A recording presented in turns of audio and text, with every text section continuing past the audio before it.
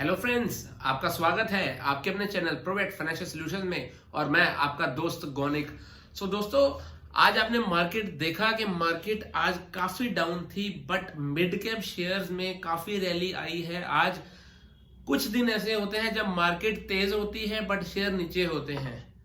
कुछ दिन ऐसे होते हैं कि मार्केट नीचे होती है बट शेयर्स ऊपर होते हैं। तो आज क्लाइंट्स कह रहे थे, भाई साहब आज मार्केट गिरी हुई है, निफ्टी 300 सवा 300 पॉइंट माइनस था, but shares, mid cap share कोई 5% तेज, कोई 10%, कोई 13%, कोई 15%। सो ओवरऑल आज मार्केट में रैली ही देखी मैंने अपने क्लाइंट्स के पोर्टफोलियोज में। तो अगर आपको भी ऐसा फील हुआ तो आप कमेंट बॉक्स में बताइए। अगर आप मेरी बात से सहमत करते हैं तभी कमेंट बॉक्स में बताइए। आज मैं जिस कंपनी के बारे में बात करने जा रहा हूं उसका कंपैरिजन डायरेक्ट एलआईसी के आईपीओ से होगा। एलआईसी का पता है आपको, आईपीओ आ रहा है।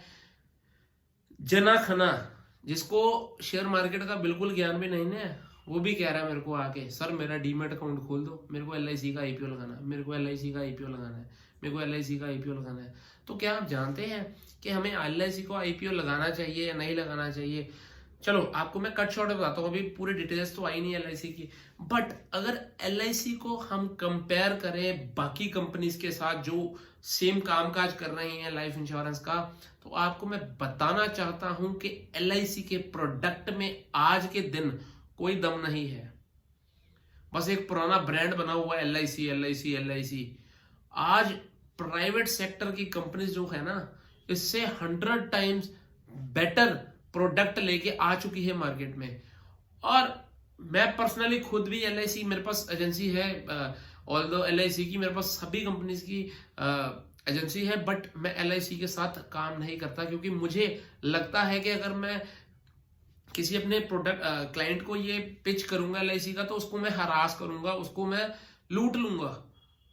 तो बेसिकली लूटने वाले प्रोडक्ट लगते हैं मुझे आज की डेट में। एलआईसी का अगर आप टर्म प्लान देखेंगे ना, तो नॉर्मल टर्म प्लान कोई भी कंपनी का, जैसे एचडीएफसी हो गया, बजाज हो गया, कोटक हो गया, आईसीआईसीआई हो गया, इससे डबल प्रीमियम है उसका एलआईसी का। तो क्यों भाई, अब शेयर क्यों मैं लगाऊंगा? अगर देखा जाए, आपने देखा पिछले दिनों में आईपीओ आया था पेटीएम का, सबसे बड़ा आईपीओ आज तक का था वो। उसमें अच्छा रिस्पॉन्स नहीं मिला, ठंडा रिस्पॉन्स मिला। इससे पहले जो सबसे बड़ा आईपीओ था वो था कोल इंडिया का, वो आज तक भाई साहब तेज नहीं हुआ शेयर। आज तो तेज था वो शेयर, 9-10% तेज था, बट जब से वो लिस्ट हुआ है तब से उसके अंदर इतनी मूवमेंट आई ही नहीं। आई थिंक लोगों के पैसे तक नहीं पूरे हुए, जहां पे लगाया था उससे भी डाउन चल रहा है। तो मैं एलआईसी में क्यों लगाऊंगा? इतना बड़ा आईपीओ होगा, ठीक है, मार्केट में इतनी अनिश्चितता है, फिर भी मैं एलआईसी का आईपीओ क्यों लगाऊंगा? जब मेरे को एक्सपीरियंस है कि भाई साहब जितनी बड़ा आईपीओ होता है उतनी ज्यादा कंपनी की सप्लाई तो बहुत है, शेयर्स बहुत ज्यादा है, बट लेने वाले कम है, डिमांड कम है। तो आने से पहले मुझे ऐसे लग रहा है कि आईपीओ इसका होगा फ्लॉप। और इसका आज मैं कंपैरिजन करूंगा एचडीएफसी लाइफ के शेयर से, जो कि बहुत बड़ी कंपनी है, बहुत अच्छे प्रोडक्ट्स हैं इसके। तो इसके साथ हम कंपैरिजन करेंगे। अब सबसे पहले मैं आपको एचडीएफसी लाइफ की डिटेल्स देता हूं, ठीक है। ये क्या कंपनी है? HD life insurance company provide various individual and group insurance solution across India such as term insurance plan, women plan, health insurance plan, pension plan, for retirement planning, child education plan and ULIPs. तो ये सभी products में HDFC life deal करती है। ये एक insurance की company है जिसका मार्केट में रैंक 43 है, और ये एक लार्ज कैप कंपनी है। 43 रैंक है इसका, बड़ी कंपनी है। अब सबसे पहले प्राइस चार्ट की बात करेंगे। पिछले एक महीने में इस शेयर ने 16.5% के नेगेटिव रिटर्न्स दिए हैं, ठीक है जी। और अगर बात करें एक साल की, तो इसने एक साल में पिछले 27.5% के नेगेटिव रिटर्न्स दिए हैं। अब बात करते हैं जब से शेयर लिस्ट हुआ है, यानी 2017 से लेके अब तक इस शेयर ने सिर्फ 51% के, मतलब 52% के पॉजिटिव रिटर्न दिए हैं। इसका मतलब क्या हुआ कि कंपनी ने भी परफॉर्म नहीं किया और ये आने वाले दिनों में परफॉर्म कर सकती है। एक आस तो होती है ना कि परफॉर्म करेगी। ग्रुप तो बहुत बड़ा है, एचडीएफसी ग्रुप है यार। जिनके पास एचडीएफसी बैंक के शेयर्स थे पहले, या एचडीएफसी लिमिटेड के शेयर्स में जिन्होंने ग्रोथ देखी है, जितने पोटेंशियल देखा है, उसको पता है एचडीएफसी ग्रुप की पावर क्या है। ठीक है जी। अब बात करेंगे कुछ पॉजिटिव और नेगेटिव की। सबसे पहले इंट्रिंसिक वैल्यू की बात करें तो करंट प्राइस शेयर का इंट्रिंसिक वैल्यू से ज्यादा है, और ये आप देखेंगे कि एचडीएफसी के सारे शेयर्स आपको इंट्रिंसिक वैल्यू से ज्यादा ही मिलेंगे, प्रीमियम ही कमांड करते हैं, क्योंकि ये अच्छी कंपनी है। एफडी रेट के हिसाब से देखें तो इस शेयर ने एफडी से ज्यादा रिटर्न्स दिए हैं पिछले दिनों में, ये एक पॉजिटिव पॉइंट है। तीसरा पॉइंट डिविडेंड रिटर्न, स्टॉक बहुत अच्छे डिविडेंड नहीं देता, नेगेटिव पॉइंट। एंट्री पॉइंट, ये एक सही समय है इस शेयर में एंटर करने का, क्योंकि स्टॉक ओवरबॉट जोन में नहीं है। Next point, no red flags, company ASM या जीएसएम की लिस्ट में नहीं है, और प्रमोटर की बहुत सारा होल्डिंग प्लेज नहीं है, तो ये एक पॉजिटिव पॉइंट माना जाएगा। अब बात करें इस शेयर ने 30 जून 2021 को फाइनल डिविडेंड दिया था, जो कि ₹2.02 का था, मतलब ये डिविडेंड भी देती है कंपनी। शेयर होल्डिंग पैटर्न की बात करें तो प्रमोटर के पास 51.55% की होल्डिंग अभी इस शेयर में है, तो ये एक बहुत अच्छा पॉइंट है। कोई भी कंपनी में अगर प्रमोटर की होल्डिंग 51% से ज्यादा हो या 51% हो तो उसको हम स्टेबल कंपनी मानते हैं, फंडामेंटल उसके हम अच्छे मानते हैं, क्योंकि प्रमोटर के पास है, मतलब प्रमोटर को अपनी कंपनी में दम नजर आता है, इसलिए प्रमोटर ज्यादा होल्डिंग रखती है इसके अंदर। म्यूचुअल फंड के पास 4% की होल्डिंग है, डोमेस्टिक इंस्टीट्यूशंस के पास 0.25% की होल्डिंग है, फॉरेन इंस्टीट्यूशंस बहुत ज्यादा विश्वास करते हैं एचडीएफसी ग्रुप में, इनके पास तकरीबन 29.25% की होल्डिंग है इस शेयर में। रिटेलर्स एंड अदर्स, आप, मैं और हमारे पास तकरीबन 13.5% की होल्डिंग है इस शेयर में, और हमारे पास क्या, पर्सनली भी मेरे पास एचडीएफसी लाइफ के शेयर्स हैं, मैं इसको होल्ड कर रहा हूं सन 2020 से। ठीक है जी। अब इनकम स्टेटमेंट की बात करें तो higher than industry revenue growth, पिछले 5 साल में रेवेन्यू जो कंपनी का बड़ा है वो इंडस्ट्री से ज्यादा बड़ा है। इंडस्ट्री की एवरेज है 25.71 की, 25.71 की, वेयर एज इस कंपनी की ग्रोथ है 31.58, बिग नेगेटिव, बिग पॉजिटिव। इसके बाद इंक्रीज मार्केट शेयर, पिछले 5 साल में मार्केट शेयर बढ़ा है इस कंपनी का 13.15% से बढ़ के हो गया 16.66%। ऑल्दो मेजॉरिटी जो शेयर, मतलब मार्केट का जो पॉलिसीज है वो एलआईसी के पास है, बट हो सकता है कि ये टर्न अराउंड स्टोरी हो जाए और एचडीएफसी आने वाले सालों में ज्यादा बेटर परफॉर्म करे, क्योंकि मुझे पर्सनली इसके प्लान्स ज्यादा अच्छे लगते हैं।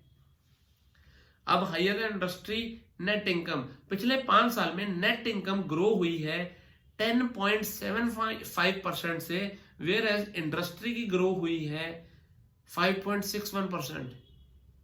Huge thumbs up. अब कंपनी की पेयर कंपनी से कंपैरिजन करते हैं। इसकी पेयर कंपनीज में आती है Bajaj Finserv, SBI life, ICICI Prudential. P ratio में सबसे महंगी कंपनी एचडीएफसी लाइफ है। मैंने बताया है क्यों, क्योंकि एचडीएफसी ग्रुप का पार्ट है, फॉरेन इंस्टीट्यूशंस को भी बहुत भरोसा है इस पे, इसलिए हमेशा प्रीमियम कमांड करती है। अब प्राइस टू बुक रेशियो की बात करें तो प्राइस टू बुक रेशियो में भी सबसे महंगी जो कंपनी है वो एचडीएफसी लाइफ है अपनी पेयर कंपनीज के हिसाब से। डिविडेंड यील्ड की बात करें तो सबसे ज्यादा डिविडेंड यील्ड आईसीआईसीआई प्रूडेंशियल की है, उसके बाद सेकंड नंबर पे एचडीएफसी लाइफ की डिविडेंड यील्ड आती है, तो डिविडेंड यील्ड में ये रैंक 2 पे आती है। अब मार्केट कैपिटलाइजेशन की बात करें तो मार्केट कैपिटलाइजेशन में सबसे बड़ी कंपनी है इंश्योरेंस की बजाज फिनसर्व लिमिटेड, और सेकंड नंबर पे आती है HDFC life insurance company in terms of market capitalisation. Third number पे एसबीआई लाइफ, नंबर 4 पे आईसीआईसीआई प्रूडेंशियल, 5वें नंबर पे आईसीआईसीआई लोम्बार्ड, 6वें नंबर पे स्टार हेल्थ, 7वें नंबर पे मैक्स फाइनेंशियल, 8वें नंबर पे जीआईसी, 9वें नंबर पे न्यू इंडिया एश्योरेंस कंपनी। आज एचडीएफसी लाइफ का रेट था 560 रुपए 80 पैसे, आज ये 37 रुपए 60 पैसे की तेजी के साथ बंद हुआ है और परसेंटेज में देखे तो 7.25% की तेजी थी इस शेयर में। अब बात करेंगे टेक्निकल चार्ट्स की। तो टेक्निकल चार्ट्स पे इसने 2 बार ब्रेकडाउन दिया है। पहला ब्रेकडाउन इसका हुआ था 618 से जब ये नीचे गया था तब, और सेकंड ब्रेकडाउन हुआ था जब ये 558 के लेवल से नीचे गया था। और किस चीज का ब्रेकडाउन हुआ है? ये हुआ है हेड एंड शोल्डर पैटर्न का। आप देख सकते हैं हेड एंड शोल्डर का 2 बार ब्रेकडाउन हुआ है और शेयर नीचे आया है। आज जो ये लेवल ब्रेकडाउन लेवल 2 है वो नेकलाइन को टेस्ट करने आया है। अगर ये लेवल टिकता है 560 का तो शेयर आगे हो सकता है कि ऊपर जाए। अगर कुछ यूक्रेन और रशिया की नेगेटिव न्यूज आती है तो ये फिर से नीचे जाएगा। और नीचे के टारगेट्स पता क्या है? आज मैं नीचे के टारगेट्स और ऊपर के टारगेट्स नहीं दूंगा। क्यों नहीं दूंगा? क्योंकि आपको मैंने एक आज टास्क देना है। ये सबसे पहले मेरा आ गया नंबर, फोन नंबर। आज ये वाली वीडियो को जो कोई अपने 5 ग्रुप्स में शेयर करेगा और मेरे को उसके स्क्रीनशॉट भेजेगा ये नंबर पे, उसको मैं नीचे के और ऊपर के टारगेट्स दूंगा, क्योंकि ये शेयर डिप्स पे बाय करने वाला है। तो आपको कितनी डिप पे इसको बाय करना है, क्या रेंज में बाय करना है, ये मैं तब बताऊंगा जब ये आप वीडियो मेरी 5 अपने ग्रुप्स में शेयर करेंगे और इसके स्क्रीनशॉट मेरे को भेजेंगे। अगर ये टास्क नहीं कर सकते तो इसके टारगेट्स जानने के लिए ऊपर के और नीचे के आप मुझे मेरे नंबर पर पैसे भेज सकते हैं 500 रुपए, और मैं आपको स्टॉप लॉस और टारगेट दूंगा। ठीक है जी? तो ये छोटा सा टास्क है आपके लिए, क्योंकि मुझे काम करने के साथ मजा नहीं आ रहा। इतना वर्कआउट करता हूं मैं, इतना काम करता हूं आपके लिए, बट आप मेरी वीडियोस को रिस्पॉन्स नहीं देते, शेयर नहीं करते, कमेंट नहीं करते, लाइक नहीं करते, तो मेरी मोटिवेशन कैसे बढ़ेगी? तो मुझे ये सहारा लेना पड़ा है आज, अनफॉर्चुनेटली। आगे बात करूं, इसने 50 डे, 100 डे, 150 डे, 200 डे सारी मूविंग एवरेज को तोड़ के नीचे ट्रेड कर रहा है काफी दिनों से। तो ये एक नेगेटिव माना जाएगा इस शेयर के लिए। अब बात करेंगे टेक्निकल इंडिकेटर्स की। तो टेक्निकल इंडिकेटर्स पे बहुत दिनों से नेगेटिव हिस्टोग्राम बन रहे हैं, बट आज थोड़ी मूवमेंट आई है और हिस्टोग्राम थोड़ा छोटा हुआ है, पर अभी भी नेगेटिव है। ठीक है? अब आरएसआई की बात करें तो आरएसआई आज 40 पर हो गई है, अभी भी नेगेटिव है। आपको पता है जब भी आरएसआई 50 के नीचे रहती है तो हम इसको नेगेटिव कंसीडर करते हैं। तो आरएसआई नेगेटिव है, आगे और भी नेगेटिव हो सकती है और हो सकता है पॉजिटिव भी हो जाए। उसके लिए मैंने आपको बता दिया क्या करना है। वॉल्यूम बहुत गजब की वॉल्यूम थी आज भाई साहब, बहुत दिनों के बाद आज बहुत बढ़िया वॉल्यूम आई इस शेयर में। ठीक है जी? डीएमआई की बात करें तो उसमें जो ब्लू लाइन है वो एडीएक्स की लाइन है, यानी स्ट्रेंथ की लाइन है। तो स्ट्रेंथ की लाइन 38 पर है, काफी अच्छी खासी स्ट्रेंथ बनी हुई है, बट ये स्ट्रेंथ है सेलर्स के साथ, नेगेटिव स्ट्रेंथ है यार। तो मतलब शेयर अभी और नीचे गिर सकता है। बट अच्छी खबर ये है कि आज ग्रीन लाइन ऊपर गई है, ग्रीन लाइन यानी बायर्स की लाइन, और येलो लाइन नीचे आई है यानी सेलर्स नीचे आ गए और बायर्स बढ़ गए आज, तभी शेयर के आज अंदर मूवमेंट थी बहुत अच्छी। वीडियो को प्लीज शेयर कीजिए। आपको टारगेट्स दूंगा, जिन्होंने इस शेयर को होल्ड किया हुआ है ना, उनको बड़ी अच्छी स्ट्रेटेजी दूंगा मैं कि इसको हम कैसे एक्यूमुलेट कर सकते हैं, और अगर किसी को प्रॉफिट बुक हो रहा है तो वो किस रेट पे जाके अपना प्रॉफिट बुक करें। प्लीज वीडियो को शेयर कीजिए। वीडियो अच्छी लगे तो मेरे चैनल को सब्सक्राइब कर दीजिए और नोटिफिकेशन बेल आइकन को प्रेस कर दीजिए ताकि मेरे लेटेस्ट अपडेट्स आप तक पहुंचते रहें। थैंक यू दोस्तों, लव यू, बाय बाय।